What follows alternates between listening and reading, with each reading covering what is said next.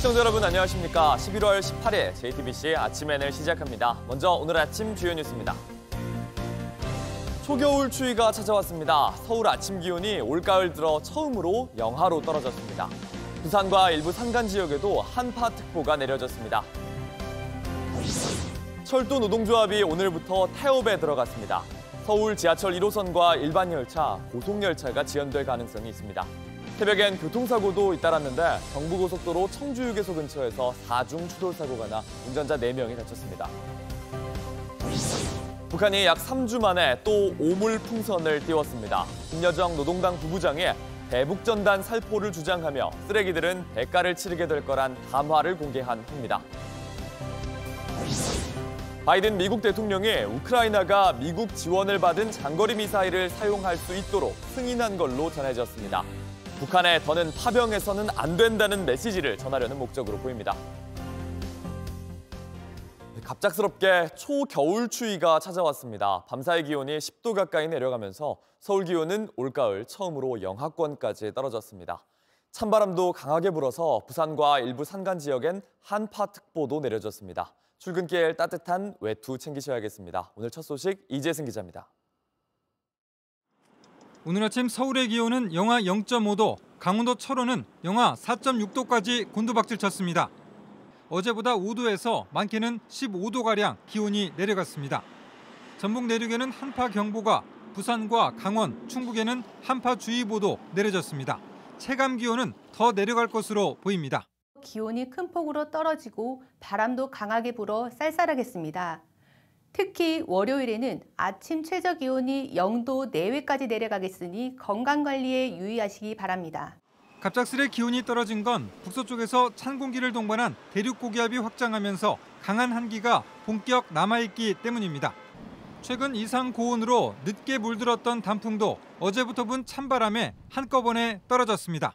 며칠 전까지는 은행 예쁘다고 막 펴고 있었는데 지금 보니까는 또 길거리에 은행이 다 떨어져 있고 나무도 좀 앙상해지고 있는 것 같아가지고 그럴 때 이제 계절이 바뀐 것 같아요. 내륙 곳곳엔 얼음이 얼거나 서리가 내리는 곳도 많아 농작물 관리에도 유의해야 합니다.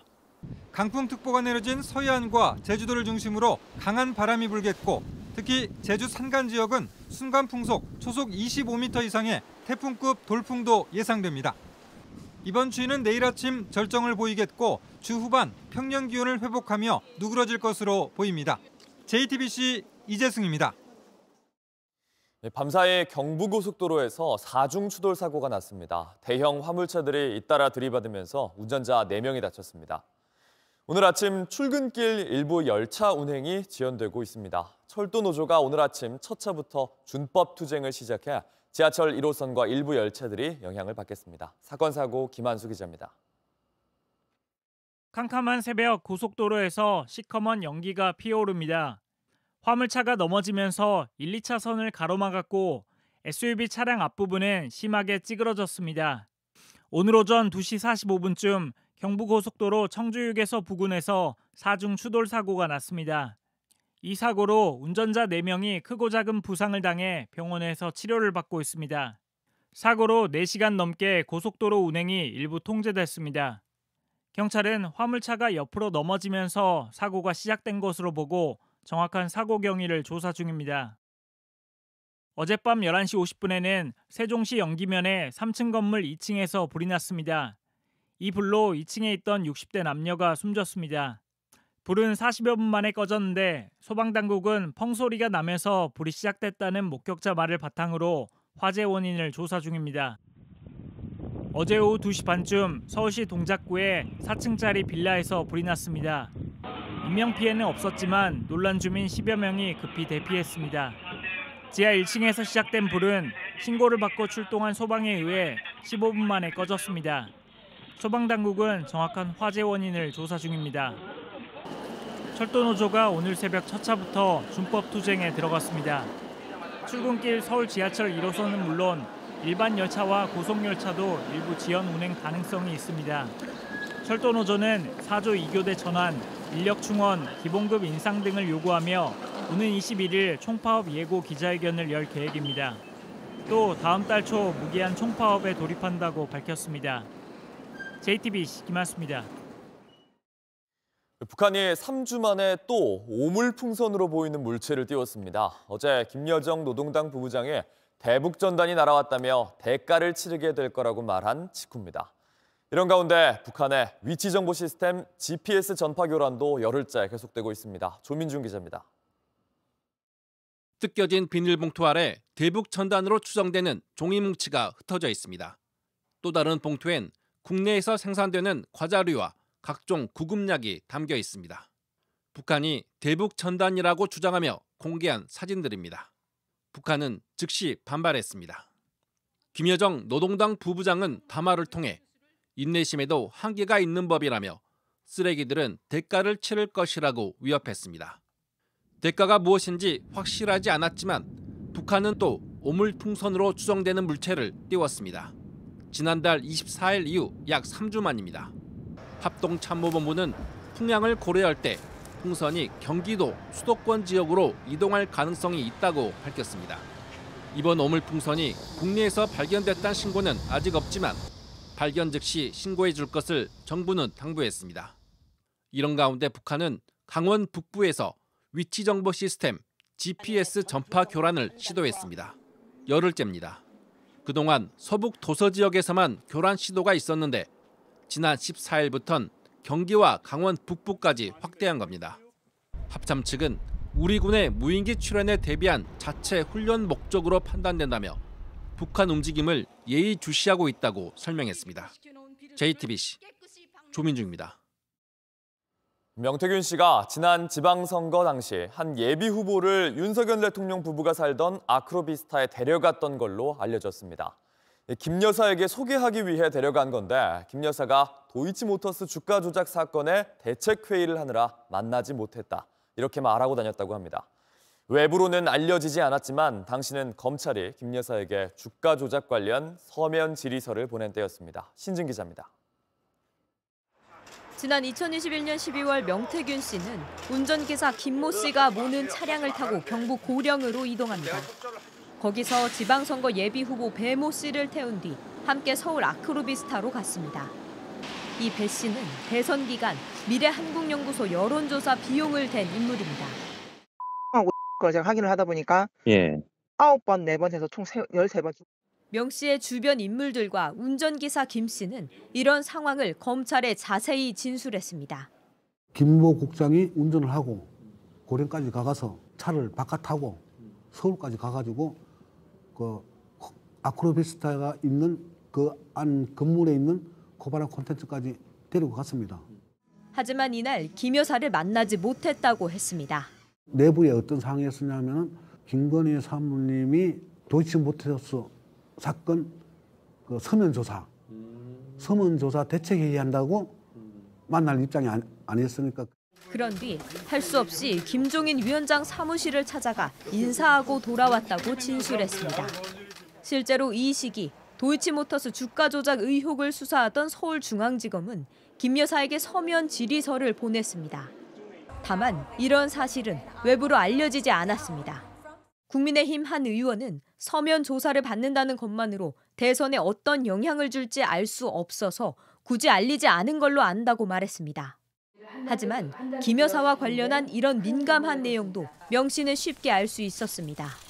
김 여사와 명 씨의 대화가 일상적인 수준이라는 윤 대통령의 설명과도 차이가 있습니다. JTBC 신진입니다.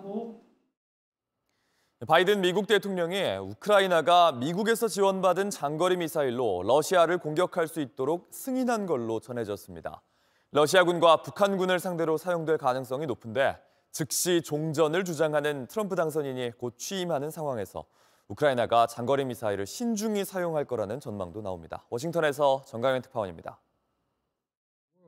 바이든 대통령이 우크라이나가 미국에서 지원받은 장거리 미사일 일명 에이테크스를 러시아 내부 표적을 공격하는 데 사용할 수 있도록 허가했다고 뉴욕타임스가 현지 시간 17일 보도했습니다. 바이든 대통령은 젤렌스키 우크라이나 대통령의 끈질긴 요청에도 사거리가 약 300km에 달하는 장거리 미사일 사용에 부정적이었는데 퇴임을 불과 2달 앞두고 전격적으로 허용 방침을 밝힌 겁니다. 뉴욕타임스에 따르면 미국 당국자들은 바이든 대통령이 장거리 미사일 사용을 허가한 것은 러시아가 전쟁에 북한군을 투입한 것에 대한 대응이라고 설명했습니다. 해당 당국자들은 또 이번 결정은 바이든 대통령이 북한을 향해 병력을 더 보내선 안 된다는 메시지를 분명히 하려는 목적이라고 전했습니다. 하지만 미국 정가에선 바이든의 장거리 미사일 허용 방침에도 불구하고 전쟁이 더 확산될 가능성은 높지 않다는 관측이 나옵니다. 즉시 종전을 주장해온 트럼프 당선인이 불과 2달 뒤면 취임하기 때문입니다. We're going to work very hard on Russia and Ukraine. It's got to stop. Russia and Ukraine's got to stop. Thousands and thousands. I saw a report today. Thousands of people over the last 3 days were killed. 게다가 젤렌스키 우크라이나 대통령 역시 트럼프 당선인의 취임을 앞두고 사실상 종전을 놓고 세부적인 검토에 들어간 것으로 알려졌습니다. Команди, яка зараз очолить Білий дім, війна закінчиться швидше. Ми будемо робити все, що від нас залежить. 앞서 트럼프 당선인과 바이든 대통령이 만난 자리에서도 우크라이나 러시아 전쟁 문제가 우선적으로 논의됐지만 트럼프 당선인은 우크라이나에 대한 지속적인 무기 지원엔 부정적인 입장인 것으로 전해집니다. 워싱턴에서 JTBC 정강현입니다. 나 혼자 살면서 가장 걱정되는 것을 묻자 무엇보다 경제적 안정이라고 답한 사람이 많았습니다. 식비를 줄이느라 하루에 2끼도 채 먹지 않고 부업을 하는 사람들도 크게 늘었습니다. 공다솜 기자입니다. 올해 2050 세대 1인 가구는 월 평균 315만 원을 버는 것으로 조사됐습니다.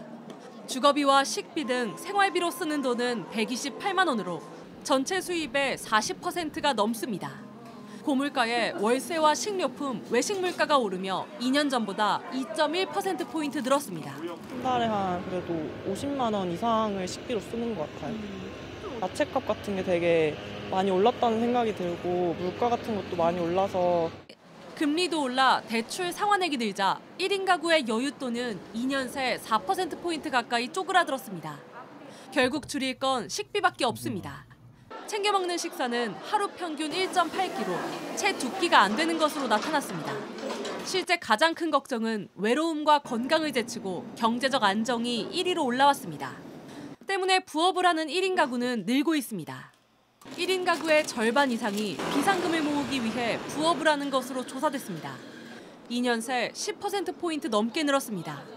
대부분 없는 시간을 쪼개야 하다 보니 휴대전화 어플을 이용한 앱테크가 인기입니다. 러닝할 때 100포인트씩 주거든요. 키로당 100포인트. 그거 200km 뛰어서 2만 원 모아서 신발 하나 샀습니다. 생각보다 쏠쏠합니다.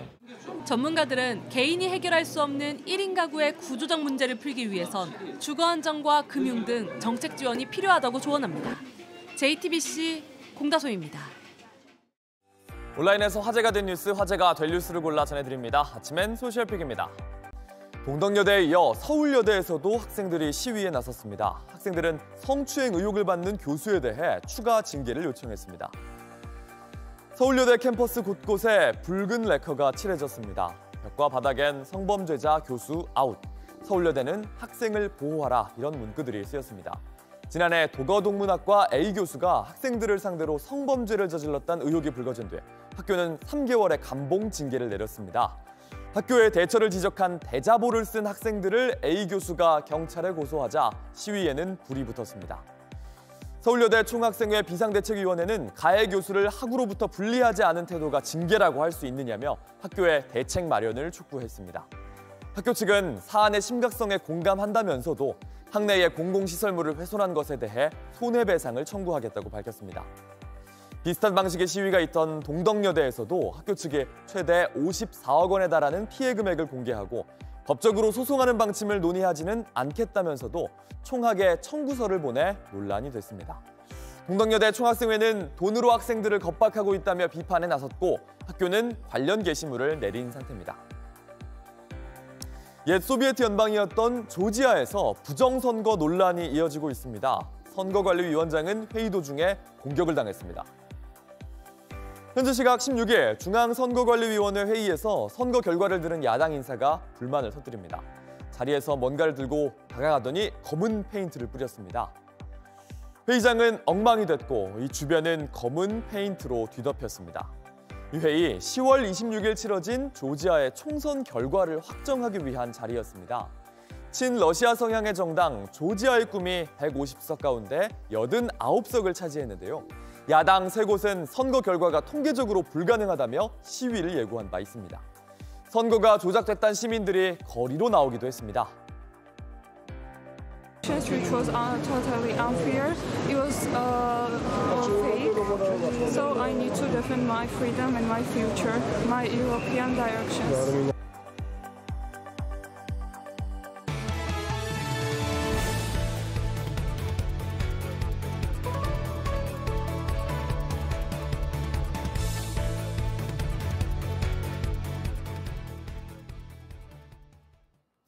지금 페루 리마에서는 에이펙 정상회의가 열리고 있습니다. 여기서 윤석열 대통령이 이시바 시게루 일본 총리와 두 번째 정상회담을 가졌습니다.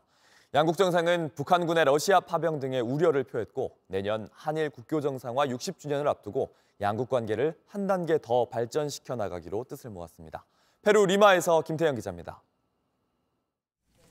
윤석열 대통령과 이시바 일본 총리가 두 번째 정상회담을 가졌습니다.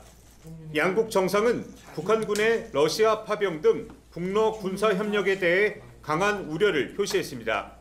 총리님과 첫 회담 이후 러북한 군사 협력이 북한군 파병으로 이어지는 등 영내 및 세계 정세가 급박하게 돌아가고 있습니다. 특히 국제사회가 북한을 상대로 단합된 메시지를 낼 수 있도록 한일 양국이 더욱 긴밀히 공조해 나가기로 했습니다. 最近の北朝鮮の動きも含めまして、私どもを取り巻く厳しい安全保障環境を踏まえまして、日韓米の協力を継続的に強化していくことは重要な課題であります。 양국 정상은 내년 한일 국교 정상화 60주년을 앞두고 양국 관계를 한 단계 더 높이 발전시켜 나가는 데에도 합의했습니다.